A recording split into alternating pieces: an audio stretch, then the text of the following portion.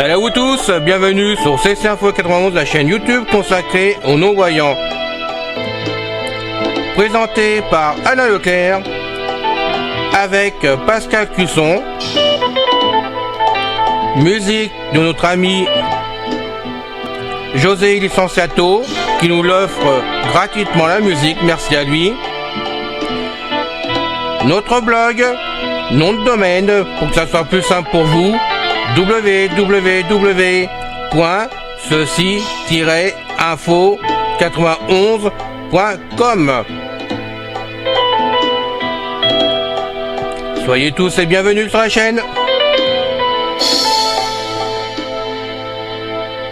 Salut à vous tous, bienvenue sur CC Info 91, la chaîne YouTube consacrée aux non-voyants. Aujourd'hui, bilan de mes pannes de matériel. Je suis content de vous retrouver aujourd'hui pour faire cette vidéo.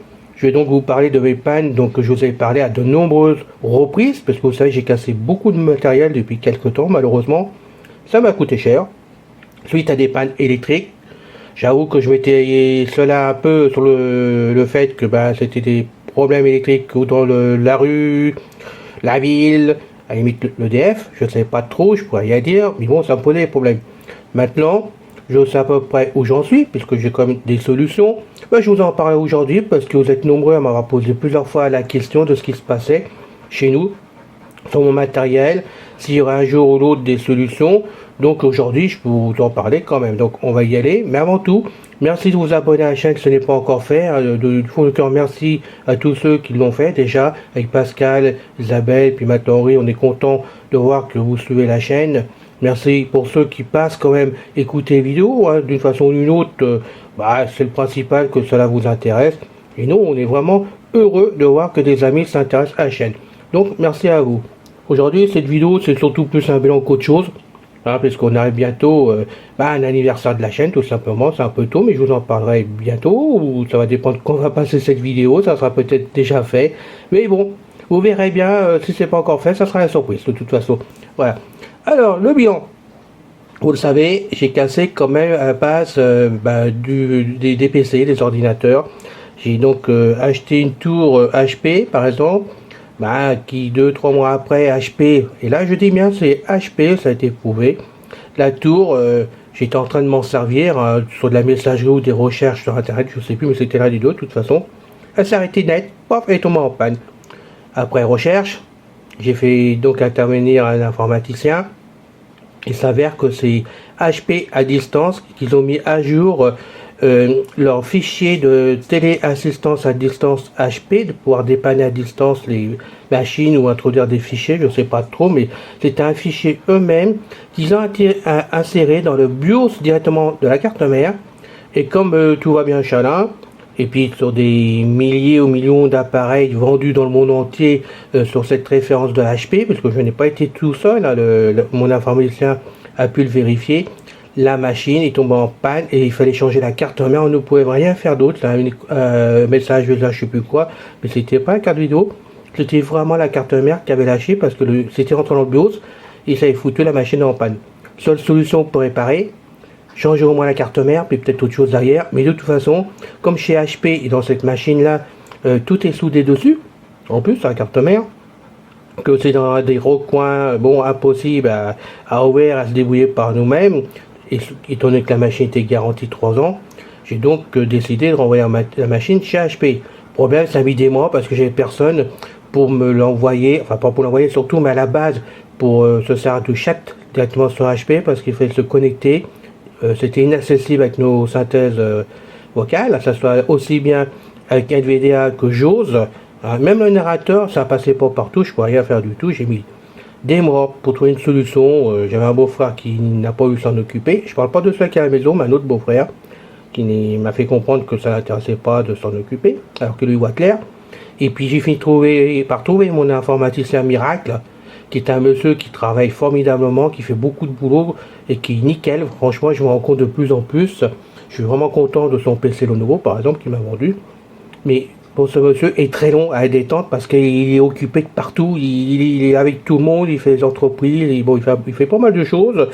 Il travaille même la nuit pour réparer et ressouder, par exemple, des consoles de jeux, en plus de l'informatique classique de PC. Ce qui fait que c'est dur. Et puis des fois, il faut le lancer, et 10 fois, 20 fois, bon, je ne le cache pas. Mais c'est un bon technicien, informaticien, donc je le garde. Voilà. Donc ça a mis beaucoup de temps. La machine, finalement, il a réussi à les joindre, parce que je l'ai titillé, moi, mon informaticien à force. Pour tout vous dire, on commence à me connaître, j'en ai eu marre. Ma soeur Arlette allait chez lui pour un autre problème informatique, pas grave. Moi, j'ai pris mon PC portable, j'ai mis toute comment ça s'appelle, le lien de HP dans mon PC portable dans les favoris. Je suis rentré chez eux, j'ai mis mon compte, j'ai tout mis, comme ça, j'ai pris le PC sous mon bras, puis on était dans la boutique, et puis il n'a pas eu le choix que d'ouvrir, de voir et de chatter directement. Ça a mis, bon, à la base 5 minutes, mais le tout a mis quand même à peu près 2 heures, de temps qu'HP intervienne, réfléchisse, voir le problème, voir qu'on était bien garanti, enfin je vous en passe les meilleurs. Finalement, on m'a dit, on va venir vous la chercher à domicile par UPS, parce qu'au départ, en fait, je la mets dans un centre HP, mais très loin de chez nous, donc je ne vais pas embêter mon beau-frère Yannick. J'ai refusé, puisque normalement, la machine était à réparer sur place. C'était bien marqué dans la garantie de 3 ans, sur site. Donc sur site, c'est bien à domicile, hein, pièces et main-d'œuvre compris. Donc j'ai insisté. Ils sont venus me chercher la machine. Ils l'ont reçu 3 jours après, pour tout vous dire. Et puis, un matin, ils m'ont prévenu que j'avais la machine entre les mains. Et puis le soir, j'avais un message comme quoi la machine repartait de chez eux, qu'elle était réparée. Voilà, donc j'ai attendu encore 3 jours le temps qu'UPS fasse le transfert. Je trouve que c'est un peu long pour UPS, parce que c'est pas leur habitude. Mais bon, je sais pas où ça pêche, j'en sais rien. La machine est arrivée. Je l'ai mis en route tout de suite, parce que j'étais inquiet quand même sur la machine, je vous cache pas.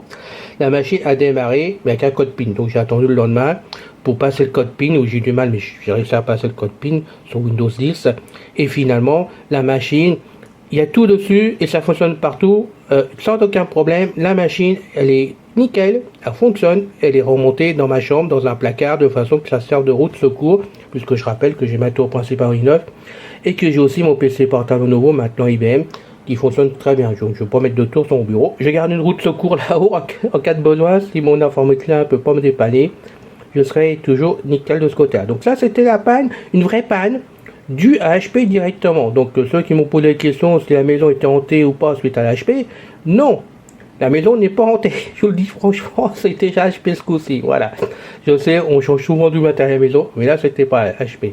Après, ce n'était pas le DEF non plus, je peux vous le dire, puisque bon, il y a eu le deuxième PC qui a lâché, il y a notre machine, il y a le WOTC One qui a grillé aussi.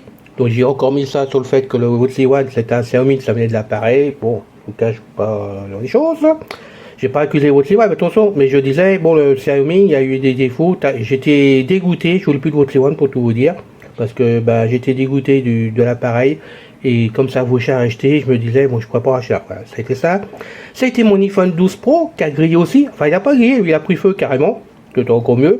Donc là, j'étais vraiment inquiet. On ne pouvait rien faire dessus. De toute façon, il est parti de poubelle. Donc j'ai racheté le 14 Pro. Puis je sais plus quoi, que j'ai été obligé de racheter. Jusqu'au moment où mon informaticien est venu à domicile, qu'il a vu mon onduleur. J'ai expliqué bien le topo, parce que lui, il ne comprenait pas pourquoi que je cassais le matériel à ce moment-là, quand même. Et puis lui, il a testé l'onduleur directement sur place. Et il s'est avéré que tout mon point métrique que j'avais depuis pas mal de temps, je ne vous cache pas, ça venait que l'onduleur était devenu défectueux. Non pas au niveau de la batterie, hein, parce qu'il y a une batterie dessus qui a un certain nombre d'années qu'il faut changer justement. La mienne, c'est tous les 5 ans. Hein, et elle est encore valable, je crois, 6 mois. Quand continue, elle est encore valable 6 mois. Mais le problème, pour lui, en les testant, il s'est rendu compte que le régulateur de courant, de tension de courant, il était complètement défectueux, ce qui fait que un coup, il en donnait pas assez, un coup, il donnait des surcharges de courant, il amplifiait carrément le courant qui arrivait à la maison, ce qui fait que les machines qui étaient là, quand ça amplifiait, ça grillait. Voilà, il a été net pour moi, il m'a dit, alors, c'est simple, ton onduleur, poubelle. Je dis, bon, à la limite, j'étais sûr, parce que avec le matériel, il me dit, non, attends, c'est lui qui donne, qui apporte les problèmes, les pannes aux autres matériels derrière, je suis sûr, de mon coup, c'est poubelle.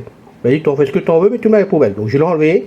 Depuis, donc maintenant, ça fait que maintenant, quelques mois, maintenant, je tourne sans du tout d'onduleur régulateur de courant, et je rencontre aucun problème. Il n'y a plus de problème de surtension, de basse tension, tout ce qu'on veut, que les ordinateurs s'arrêtent brutalement, que le matériel, il me fasse des yo-yo dans tous les sens. Non, tout est correct, tout est impeccable. La seule chose qu'il m'a dit, et que je possède, c'est que j'ai des boîtiers parafoudre pour mon informatique. Il m'a dit que c'est suffisant, parce que de toute façon, ça coupera automatiquement, ton matériel ne subira aucun dommage derrière. Il les a regardés, il m'a dit ils sont en très bon état, il n'y a aucun problème. Il m'a dit à part le fait que si tu as un onduleur pour avoir une réserve de batterie derrière quand tu as une coupe de courant brutale, voire je sais pas, 4 minutes, 5 minutes derrière, tu peux avoir un onduleur, mais ça sert qu'à ça. Et pour les professionnels, parce que pour ceux à domicile, vous faites du bon travail comme ça, tu perds le travail en cours, oui, d'accord, mais tu perds pas grand chose par rapport aux professionnels, et c'est pas le coup d'investir dans un appareil qui prend de la place sur un bureau, et qui finalement, comme dans ton cas à toi, bah, met des pannes. Donc voilà, donc lui il est parti à la poubelle volontairement, le HP il est réparé, mon i9 aussi, parce qu'il était obligé de le réviser complètement du coup, parce qu'il avait subi aussi des problèmes électriques, donc il a pu contrôler qu'il n'y avait rien du tout dedans. Il n'y avait aucune cale dedans, il me l'a remis en état complètement. Franchement, j'ai dû payer je crois 200 euros tout le travail qu'il m'a fait dans l'ensemble du travail à peu près pour avoir du matériel qui repart au top de partout. Par contre, j'ai racheté le Lenovo PC Lenovo IBM que j'ai payé 340 euros chez lui d'occasion, mais garantie c'est pareil, 2 ans de garantie dessus. Et je peux vous dire que quand j'ai vu le matériel arriver, que je l'ai mis en route et que vraiment c'est le premier PC portable que je me sers avec beaucoup de plaisir. Il est au top de partout, même le clavier qui se trouve dessus, j'ai l'impression d'avoir un clavier AZERTY classique tout simplement. Les touches elles sont creuses au milieu, donc à la limite je peux mettre mon doigt au milieu, je sais que je suis au milieu de la touche. Non, franchement j'ai rien à dire, du bon matériel et tout est reparti impeccable de ce côté là. Je touche du bois hein, comme je dis tout le temps parce que, mais bon, tout fonctionne. Donc, je confirme à la personne qui m'a posé la question, la maison n'est pas hantée. Je le dis franchement. Hein. J'en rigole, mais je peux vous dire que pendant un certain temps, je ne rigolais pas du tout. Alors maintenant, j'ai aussi acheté le Sense Player parce que mon Ligno, il était en train de lâcher. Hein, il a encore envie. Il y a des fois, il fonctionne pour faire des enregistrements sur mon PC. Parce que moi, je m'en sers comme ça, quand je le branche sur le PC pour enregistrer des sons, de la musique, enfin pas de la musique, oui, on va dire des sonneries, des musiques comme ça.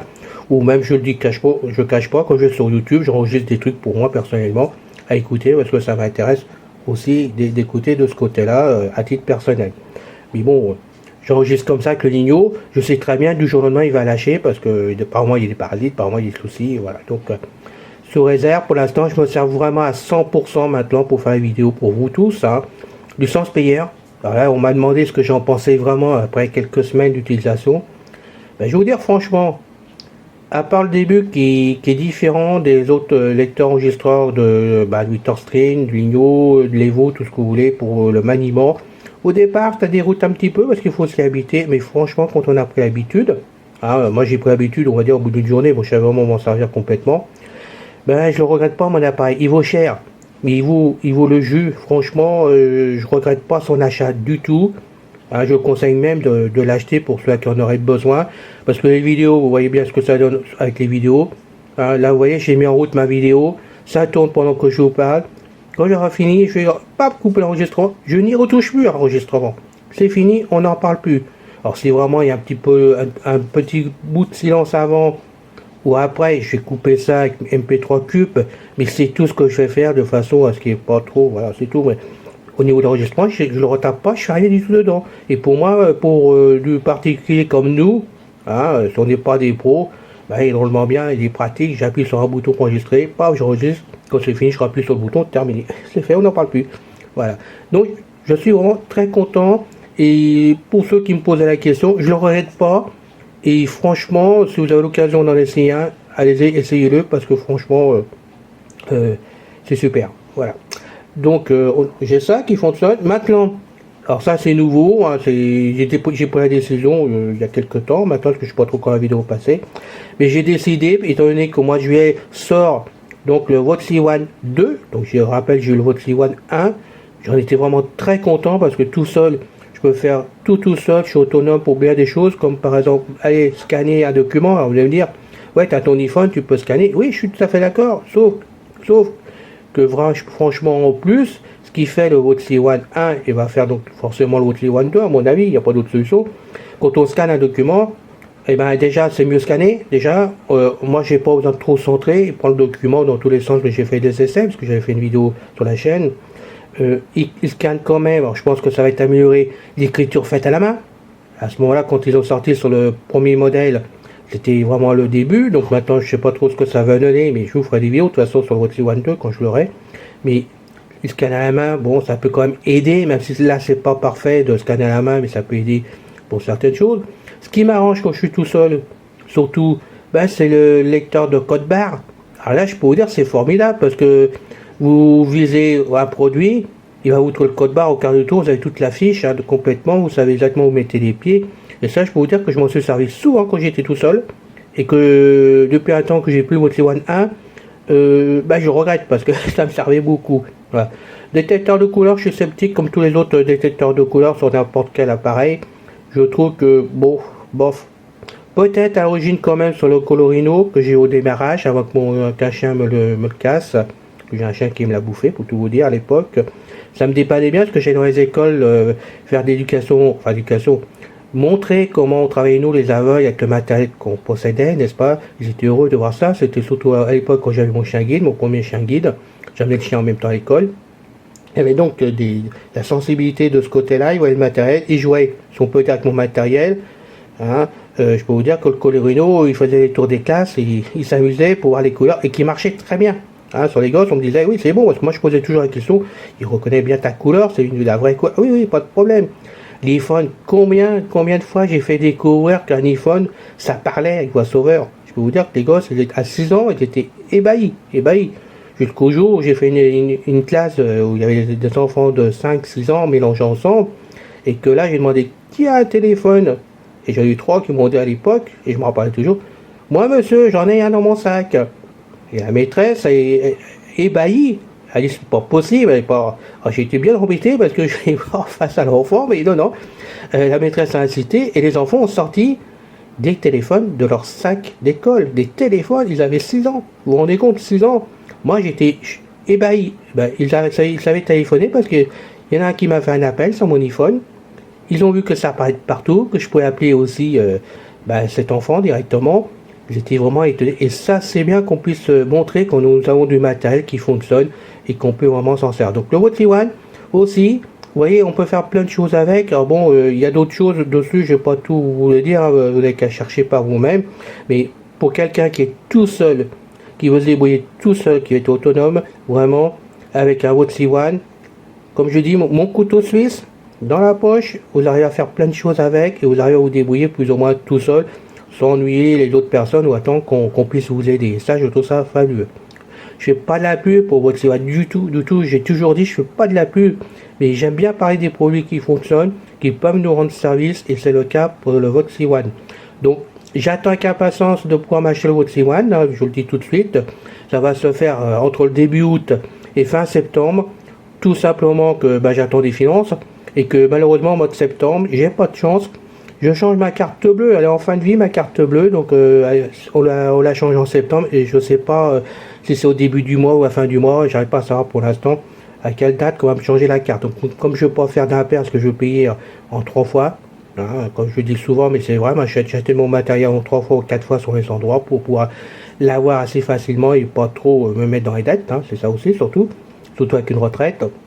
Donc je verrai bien, mais entre le début août et fin septembre, je vais le Watch One et je vous en parlerai avec immense plaisir parce que je trouve ça un appareil fabuleux. Alors, je sais déjà qu'au lieu d'avoir 6 Go de RAM dedans, de RAM mémoire dedans, il y en aura 8. Alors déjà que je trouvais que le Watch One 1 au niveau des 6 Go de RAM était très sensible au toucher par moment, il fallait faire attention quand même.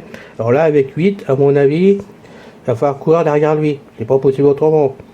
Autre chose qui m'intéresse dessus, le Watch One 1, il y avait quand même dessus 64 Go de RAM dessus, que je trouvais très peu pour un smartphone, selon ce qu'on veut faire avec, moi je trouve ça très peu. Là le nouveau, le Watch One 2, 128 Go. Alors là déjà c'est plus intéressant, ça m'intéresse. Voilà. Puis il y a d'autres choses, je ne dirai pas tout parce que je ne sais pas tout encore, mais franchement il est fabuleux, donc c'est mon prochain matériel que je vais acheter, c'est fait, c'est prévu, maintenant c'est une question de moi tout simplement. Voilà. Puis bien sûr, j'attends mon Apple Watch qui va arriver bientôt. Elle est à la maison, elle fonctionne, mais j'attends qu'on me l'offre pour mon anniversaire, parce qu'il y a un bout de mon anniversaire dedans, donc je peux pas l'utiliser avant. Malheureusement, je suis obligé d'attendre. Et je bave devant la montre qui m'attend, parce que là, actuellement, elle est sur le bureau, puisque j'attends des mises à jour aussi pour mettre dessus. Mais bon, j'ai pas le droit de m'en servir autrement, donc je la regarde, si on peut dire. De temps en temps, je la touche, de temps en temps, je la mets à jour, de façon qu'elle soit à jour. Et puis, bah, dès que tout sera à jour, que ça va être beau, je vais rendre la montre et puis j'aurai pour mon anniversaire. Voilà. C'est terminé. J'espère quand même que cette vidéo vous a intéressé. Ah, c'était pas compliqué, mais bon, de temps en temps, me poser des questions sur mes pannes. Bah, normalement, tout est réglé, les amis, et j'espère que c'est vraiment la fin de mes problèmes, de mes soucis. Que je puisse vraiment me dire, allez, j'ai besoin d'autre chose, j'ai envie d'acheter autre chose, vraiment, je peux faire acheter autre chose. Bah, j'achète si je peux, d'accord, mais j'achèterai avec plaisir. Que là, j'ai été obligé de remplacer du matériel ou de réparer du matériel que finalement, j'ai pas besoin de réparer autrement. C'est ça qui est complètement en douille. C'est ça surtout. Donc là, au moins, je repars de bon pied. Je croise les doigts et je vais toucher du bois. Allez, c'est fini. Je vous dis donc à bientôt avec immense plaisir comme d'habitude. Et passez tous une bonne journée ou un bon été. Voilà, et bonnes vacances pour ceux qui partent, parce que je sais que certains vont partir bientôt. Salut! C'est fini les amis. Merci d'être passé sur la chaîne. Je vous dis à bientôt avec Pascal. Pensez à vous abonner, c'est important pour nous. Pensez à venir sur notre forum, c'est aussi important pour nous. Et puis n'oubliez pas, on a notre blog maintenant avec un nom de domaine www.ceci-info91.com. Ceci Info 91, il y a un S à info bien sûr. Bye bye les filles, salut les gars, à bientôt.